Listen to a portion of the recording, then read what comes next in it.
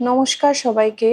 আমি Meenakshi Khurana Saha, psychologist, psychotherapist, hypnotherapist and regression therapist.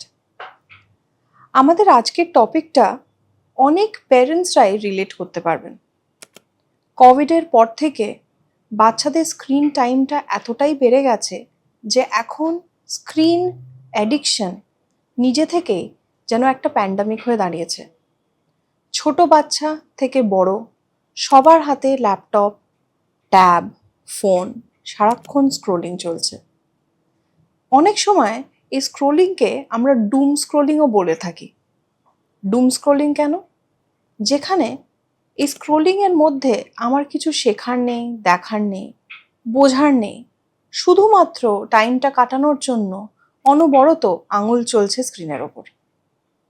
এখান থেকে আরও কিছু রোগ উঠে আসছে, মানসিক কিছু কিছু সিচুয়েশন, মানসিক কিছু কিছু কন্ডিশনস উঠে আসছে।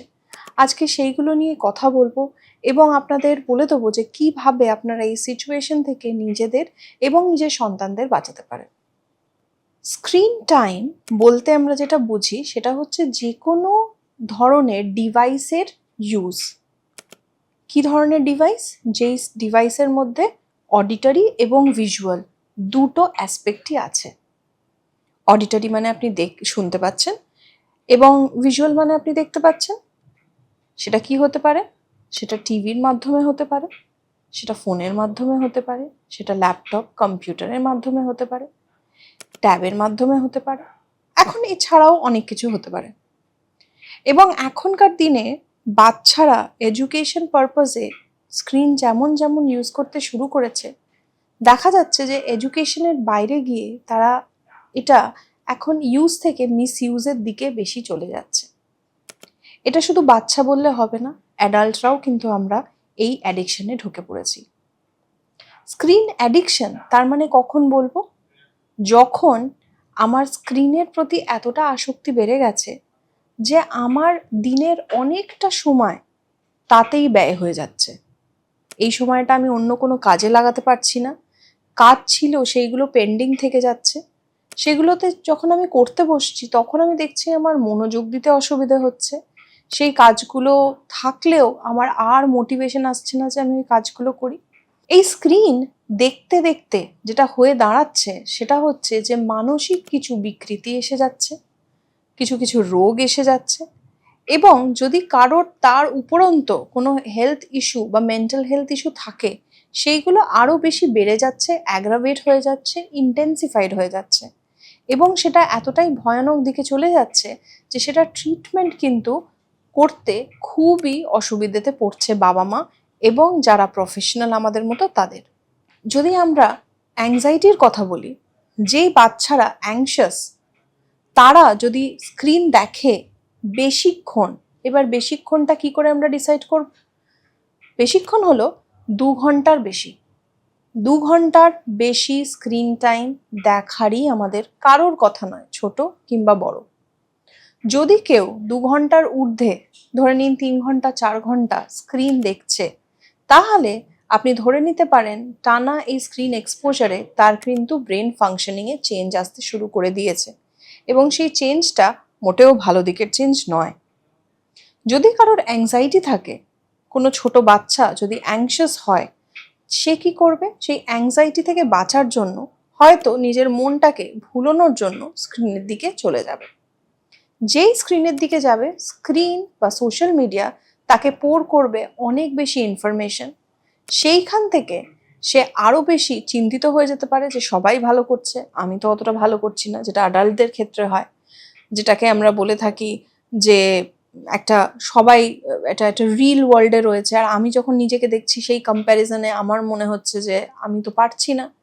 সেটা বাচ্চাদেরও মনে হতে পারে এবং সেখান থেকে সে কি করছে? সে ফিরে ফিরে আসছে। সে যখন আবার রিয়েল লাইফে আসছে, এসে দেখছে যে সত্যি তো তার অনেক কাজ হয়নি, কেন কি এতদিন সে স্ক্রিন অ্যাডিকশনের মধ্যে ভেসে গেছিল বা এতক্ষণ সময় সে নষ্ট করেছে, তার তো এই কাজগুলো ছিল সে করতে পারেনি। তাহলে তার নিজের ওপর বিলিফ সিস্টেম যেটা ছিল সেটা আরও আঘাত পাবে, আরও কমে যাবে। তাহলে এই ভিশিয়াস সাইকেলের মধ্যে কিন্তু মানুষ পড়ে যাচ্ছে যখন তাদের অ্যাংজাইটি থাকছে এবং তাদের সাথে তারা যখন স্ক্রিন অ্যাডিকশনের মধ্যে পড়ছে।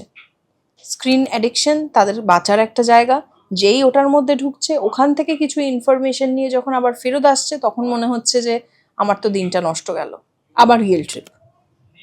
এছাড়া দেখা যাচ্ছে যে স্ক্রিন বেশিক্ষণ তাকিয়ে থাকলে মানুষের অ্যাটেনশনটাও দেখা যাচ্ছে যে কমে যাচ্ছে, রিসার্চ তো তাই বলছে।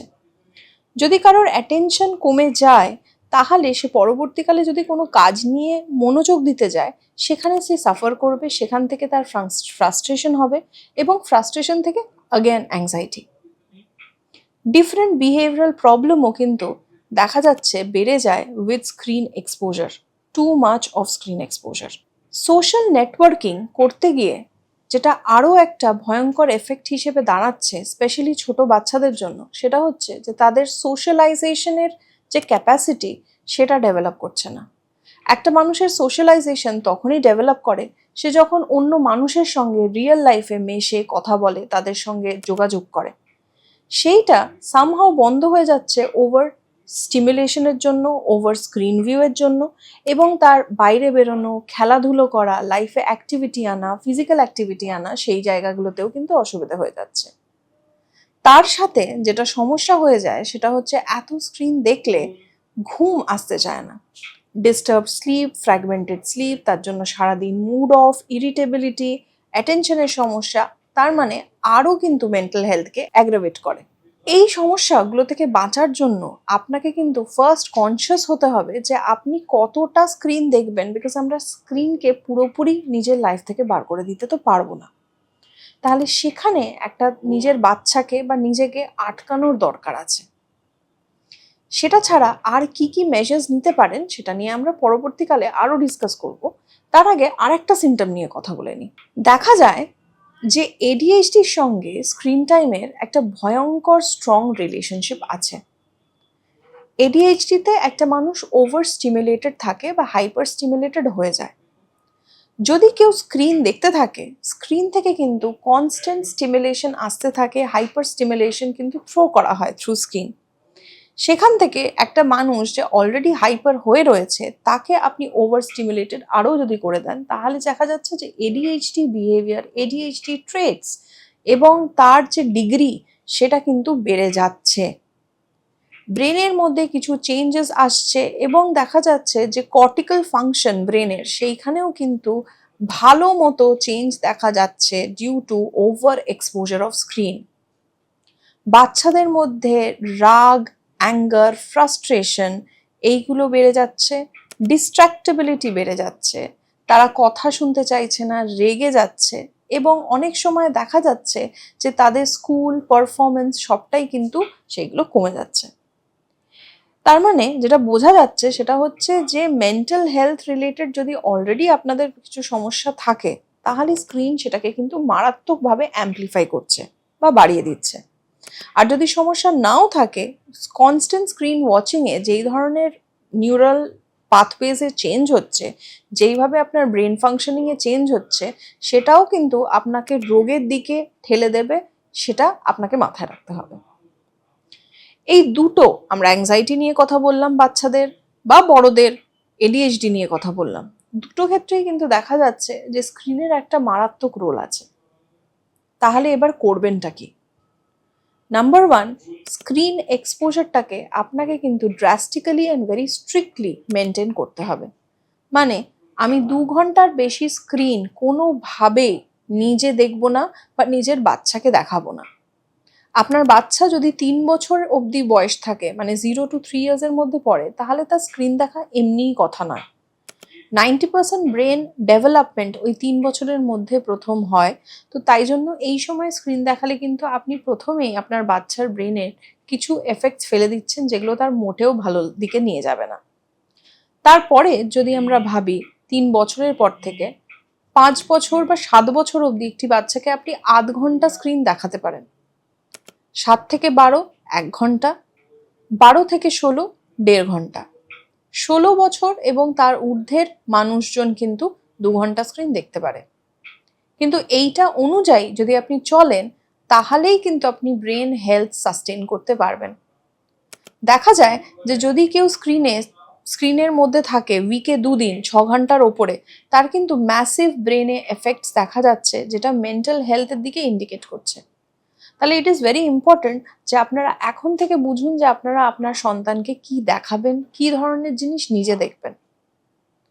আর একটা ভেরি ইম্পর্টেন্ট টিপস আপনাদের জন্য রইল, সেটা হচ্ছে যদি দেখতেই হয় তাহলে এমন জিনিস দেখুন যেটা স্লো পেস্ট, যেটার মধ্যে একটা এডুকেশনাল এফেক্ট বা একটা এডুকেশনাল দিক আছে, বা সেটার মধ্যে একটা গল্প আছে, একটা ছন্দ আছে। একটা বাচ্চা বা একটা মানুষকে বুঝতে হবে সেই কন্টেন্টটা, এবং পরবর্তীকালের কন্টেন্টের জন্য তাকে ওয়েট করতে হবে। তাতে কিন্তু সে ওয়েটিংটাও শিখবে এবং তার লজিক্যাল বা প্রবলেম সলভিং স্কিলের জায়গাটাও কিন্তু থাকছে। মোস্টলি বাচ্চারা কি ধরনের জিনিস দেখতে পছন্দ করে, যেমন ভাবুন সেগুলো স্পোর্টস বা প্রচন্ড ফাস্ট মুভিং যেই জিনিসগুলো, সেগুলোতে দেখা যায় যে ব্রেন সবচেয়ে বেশি ড্যামেজ হয়। তাই কি দেখাচ্ছেন নিজের বাচ্চাকে সেইটার ব্যাপারে কিন্তু সতর্ক হয়ে যান এখন থেকেই।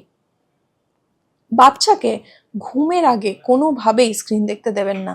মিনিমাম 1 ঘন্টা আগে স্ক্রিন সরিয়ে দেবেন, তারপরেই কিন্তু তাকে বিছানায় যেতে দেবেন। না হলে ঘুম ডিস্টার্ব থাকবে, এবং তার থেকে বাচ্চার সারাটা দিনের ঘুম, সারাটা দিনের ডেভেলপমেন্ট, পারফরমেন্স পুরোটাই কিন্তু এফেক্ট হতে পারে। এই বেসিক জিনিসগুলো যদি আপনারা মেনটেন করেন, তাহলে দেখবেন যে বাচ্চা কম্প্যারেটিভলি আগের থেকে ধীরে ধীরে ধীরে ধীরে কিন্তু বেটার হচ্ছে। তাকে বেশিটা ফিজিক্যাল অ্যাক্টিভিটিতে রাখুন, এক্সট্রা কারিকুলারে রাখুন। এক্সপেক্ট করবেন না যে সে প্রথমেই দারুণ বিশাল কিছু ভালো করবে, কিন্তু তার এই ডিসএঙ্গেজমেন্ট ফ্রম স্ক্রিনটা খুব দরকার। তার জন্য আপনাকে কিন্তু ধৈর্য ধরতে হবে। এগুলো মাথায় রেখে যদি কাজ করেন তাহলে ইমপ্রুভমেন্ট পাবেন।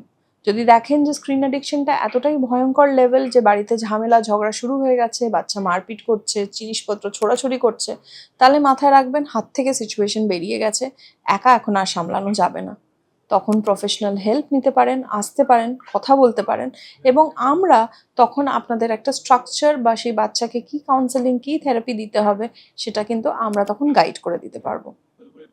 ভালো থাকবেন, সতর্ক থাকবেন। ধন্যবাদ।